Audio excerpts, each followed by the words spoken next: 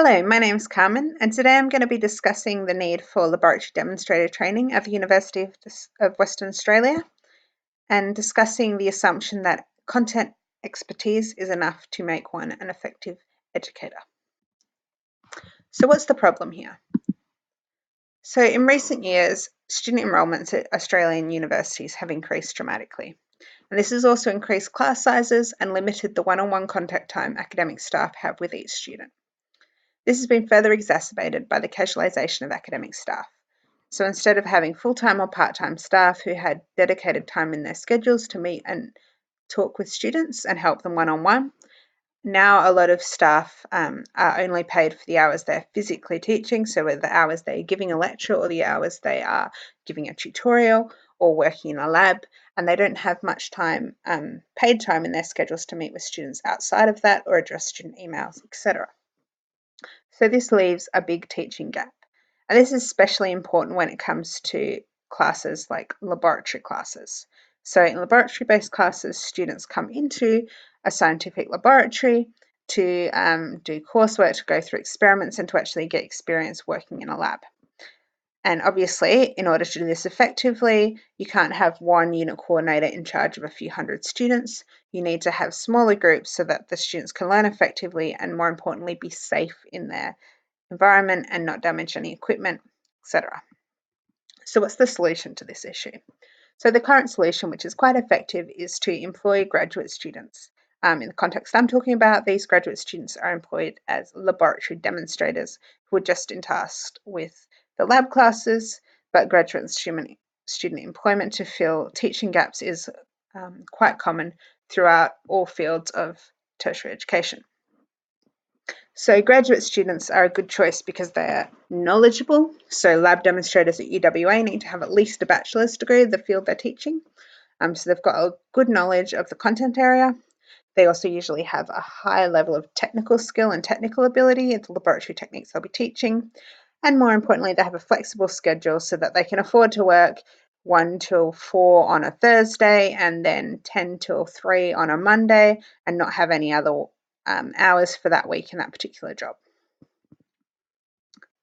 So the specific context I'll be talking about here is laboratory demonstrators at the University of Western Australia, specifically within the School of Biomedical Science, who do most of their teaching in physical containment level 2 labs, which means they're dealing with biological hazards such as bacteria, viruses, and fungi.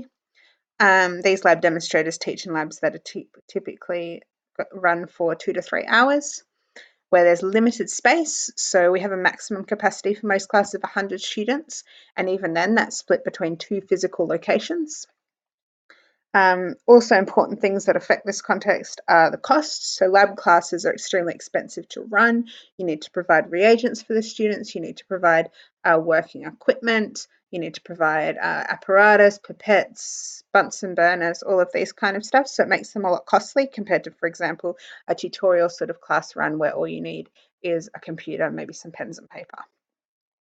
And then also the most important part of the context I'm talking about is that there's no current training available to lab demonstrators in how to teach at a tertiary level. So they have no teaching experience. They have good content knowledge, but no experience or training in how to teach. So this brings up the question of to train or not to train. So I'm obviously strongly on the to train side, but in order to make sure that I wasn't alone, I did some interviews with fellow academic staff and other lab demonstrators to see what their thoughts on the matter were. And their thoughts to this can sort of be summarised in these main points for and against the need to train. So the main arguments for laboratory demonstrator training was that it improves learning opportunities. So if you have skilled educators in the lab, you're going to be able to give the students they interact with better learning opportunities. They're going to be able to help them learn from mistakes, help them expand on content, all of those kind of things that someone who's might be just as knowledgeable but isn't as trained in how to actually teach effectively might not be able to provide the same level of opportunities to their students. Furthermore, it helps to upskill our grad students. So UWA and most universities these days are really concerned about their grad students' employment opportunities after graduation. So giving a training program that graduate students can put on their resume showing that they've been trained in tertiary education, even if it's just for a few days, if just a bit of a crash course, can make them more employable in context outside of that and have better employment opportunities long term. It also helps to equalize learning experiences.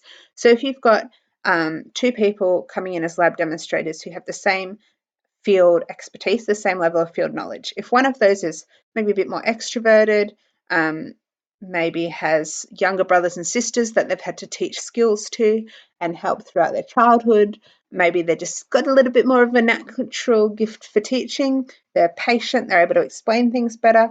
None of these skills have necessarily been taught to them within the university context, but they've picked them up outside of university. When they bring them to their teaching, they're able to be effective demonstrators. They're able to give a really high level education to the students that are working with them, and those students are going to have a really good experience in the class, all other things being equal. This might be compared to someone else who comes in as a lab demonstrator. They have the same level of background in the field, the same level of content expertise. However, maybe they're a bit more introverted, maybe they're a bit shy, they don't necessarily like going out and approaching students, they wait for students to come to them. Maybe they're not very good at explaining things in multiple ways or talking to lay people potentially.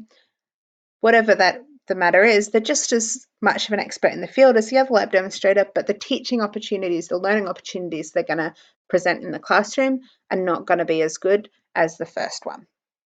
And this leads to unequal learning opportunities for students, where some who are randomly assigned to a quote unquote good demonstrator are going to get a much better learning experience to those who are assigned to a quote unquote bad lab demonstrator.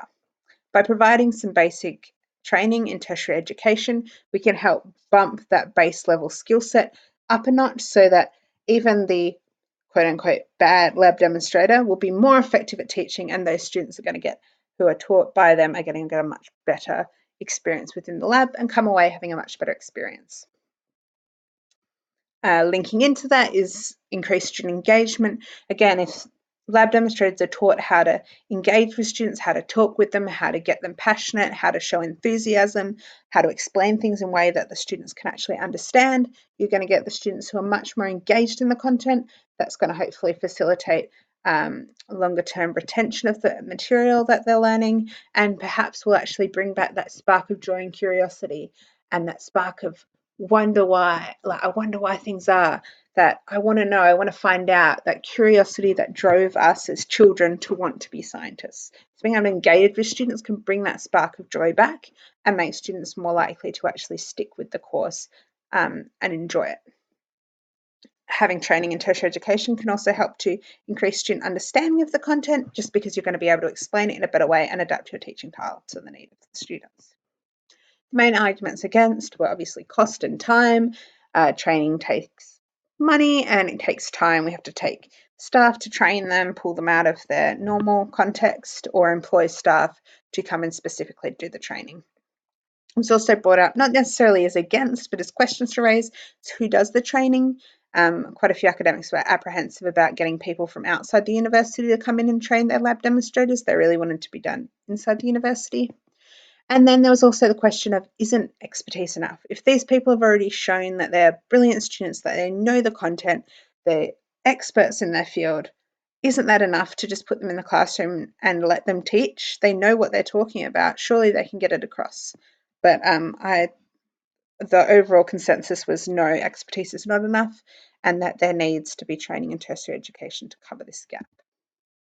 So the specific stuff that was brought up to cover was students' lab demonstrators' ability to adapt their teaching style for the needs of specific students, to engage with their students, to communicate clearly, concisely, and again, in a way that meets the specific needs of the student they're talking to be able to correct students when they do something wrong in a way that doesn't make them defensive, doesn't make them feel ashamed, but just in a way to go, oh, maybe that's not right. Have you tried doing it this way?